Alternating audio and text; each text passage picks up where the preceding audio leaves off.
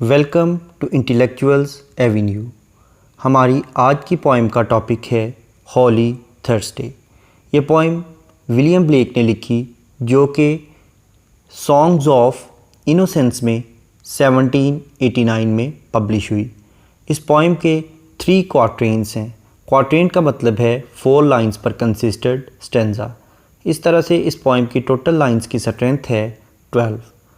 First stanza में poet कहता है, "'Twas on Holy Thursday", ये एक मुक़द्दस जुमेरात का दिन था।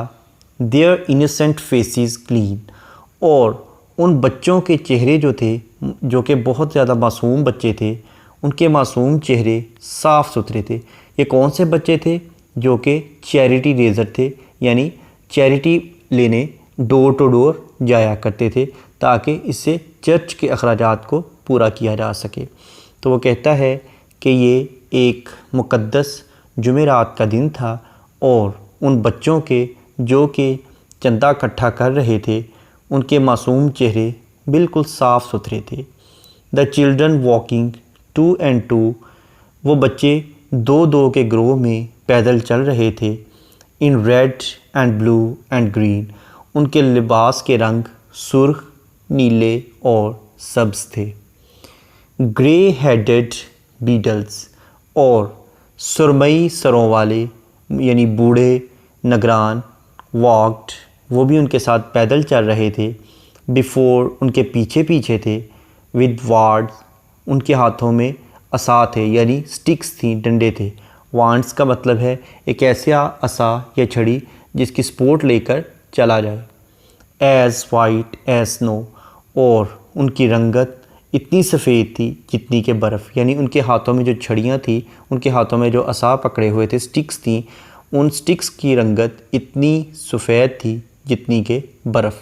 यहाँ पर पोइट ने सिमिली का यूज़ किया है, यानी उन सुरमई सरों वाले नगरानों के हाथों में इतने सफ़ेद असा थे जितना के बर्फ़ का रंग सफ़ेद होता है, और वो बच्चों के पीछे पीछे चल रहे थे। Till into the high dome of Paul's, और वो सेंट पाल का जो डोम था यानी जो गुंबद था, जो गिरजा था, वहाँ जा रहे थे। They like Thames waters flow, और वो इस तरह उन बच्चों की चाल में एक ऐसा बहाव था जिस तरह के रिवर टेम्स के पानी में बहाव पाया जाता है। यहाँ भी उसने एक सिमिली का इस्तेमाल किया है, यानी बच्चों की चाल को और टेम्स रिवर के पानी की चाल को, उनके भाव को आपस में कंपेयर किया है।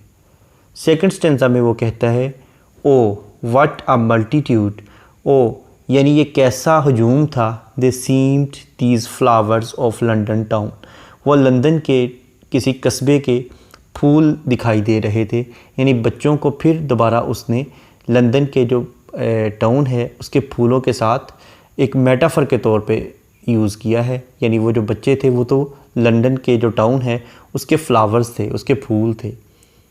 सीटेड, जो कि बैठे हुए थे। इन कंपनीज़, एक दूसरे की सोहबत में।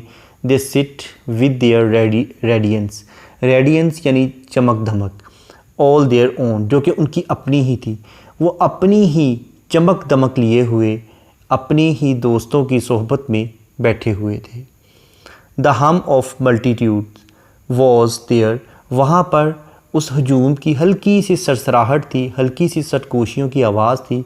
बट मल्टीट्यूड्स ऑफ लैम, यानी ये उन लैम्स की, उन भेड़ों जैसी हजूम की आवाज़ थी। यानी वो बच्चे जो थे वो खुदाई तारीफ़ में मसरूफ़ थे, तो उस खुदाई तारीफ़ में मसरूफ़ अमल होने की वजह से उन बच्चों की जो आवाज़ थी उसमें हल्की सी सरसराहट थी।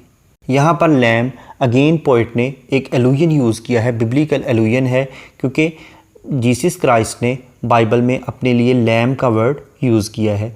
तो वो कहना ये चाहता है उन बच्चों की जो मासूमियत थी वो बिल्कुल जीसस क्राइस्ट की तरह थी, इसलिए जब वो खुदा की तारीफ़ करते थे तो बहुत ही ज़्यादा मध्यम और सरसराहट वाली आवाज़ से करते थे। थाउजेंड्स यानी हज़ारों of little boys and girls, हज़ारों लड़के और लड़कियाँ। रेजिंग देयर इनोसेंट हैंड्स, अपने मासूम हाथों को लहरा रहे थे, अपने मासूम हाथों को बुलंद कर रहे थे।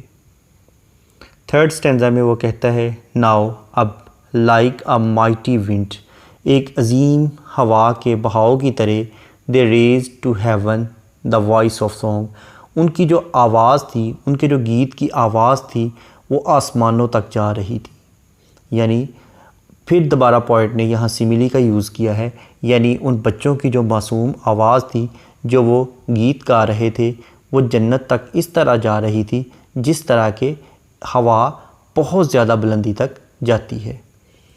और लाइक हारमोनियस थंडरिंग्स, यानी हम आहंग जो उनकी गरज वाली आवाज़ थी, the seeds of haven among, वो भी आसमानों तक जा रही थी। बीनीथ देम, उनके नीचे, सिट द एज्ड मैन, यानी बूढ़े लोग बैठे थे, वाइज गार्डियंस, जो कि बहुत ज़्यादा अक्लमंद निगरान थे, ऑफ द पुअर, गुरबा के, और उनके नीचे गुरबा के अक्लमंद निगरान बैठे हुए थे। देन चेरिश पिटी, और चेरिश का मतलब है परवरिश देना, यानी किसी चीज़ को बढ़ोतरी देना, पिटी रहमो करम को बढ़ोतरी दो, यानी अपने अंदर रहमो करम के जज्बात को उभारो।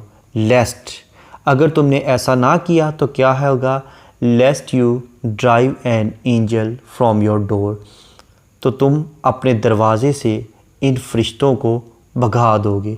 यानी ये जो बच्चे हैं, ये जो फ़ंड रेजिंग कर रहे हैं, ये जो चर्च के लिए चैरिटी मांगने आए हैं, अगर तुमने इन्हें धुतकार दिया तो ये ना समझो कि तुमने बच्चों को धुतकार दिया है, बल्कि तुमने अपने दरवाज़ों से नन्हे मुन्ने मासूम फरिश्तों को धुतकार दिया है।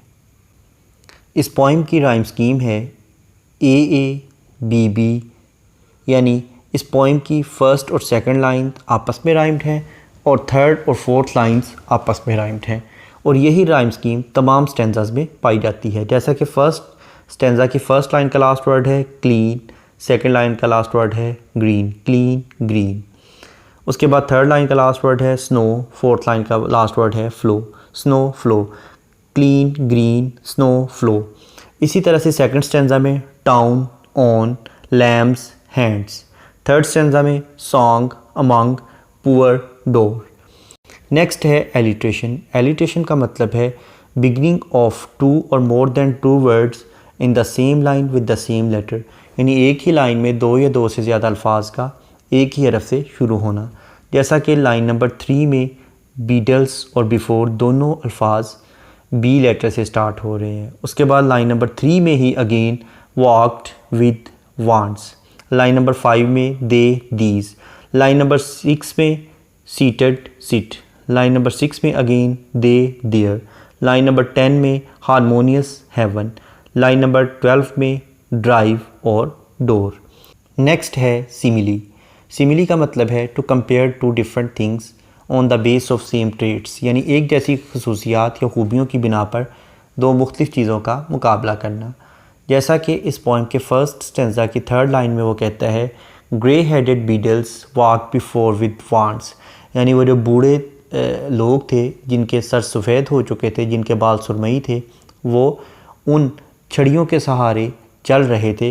वो छड़ियाँ जो थी एज़ वाइट एज़ स्नो, वो बर्फ़ की तरह सफ़ेद थी, यानी उन छड़ियों के सफ़ेद रंगत को और बर्फ़ की सफ़ेद रंगत को उसने कंपेयर किया है, तो ये एक सिमिली है।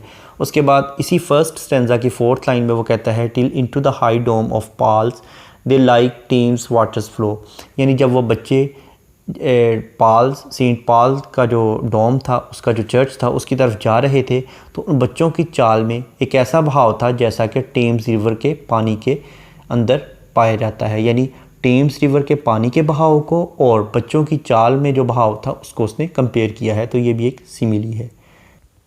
उसके बाद लाइन नंबर 9 और 10 में वो कहता है now like a mighty wind they raise to heaven the voice of song, यानी उन बच्चों के गीत की आवाज़ हवा की तरह आसमानों तक जाती है, यानी वो बच्चों के गीत की आवाज़ को हवा के साथ कंपेयर करता है क्योंकि ये दोनों चीज़ें आसमानों तक जाती हैं। उसके बाद वो कहता है और लाइक हारमोनियस थंडरिंग्स, या हम आहंग गरज की तरह, the seeds of haven among, वो आसमान के दरमियान तक जाती हैं, यानी आसमानी नशिस्तों तक जाती हैं। वो बच्चों की जो गीतों की आवाज़ है उसे हम आहंग गरज के साथ कंपेयर कर रहा है। तो ये भी एक सिमिली है जो कि पोएट ने यूज़ की है। नेक्स्ट है मेटाफर। मेटाफर का मतलब है कि किसी खूबी की बिना पर, किसी ट्रेट की बिना पर किसी एक चीज़ को उससे बेटर या वर्स चीज़ डिक्लेयर कर देना। जैसा कि इस पोइम के सेकंड स्टेंजा की फर्स्ट लाइन में या इस पोइम की ओवरऑल फिफ्थ लाइन में वो कहता है, oh what a multitude they seemed these flowers of London town.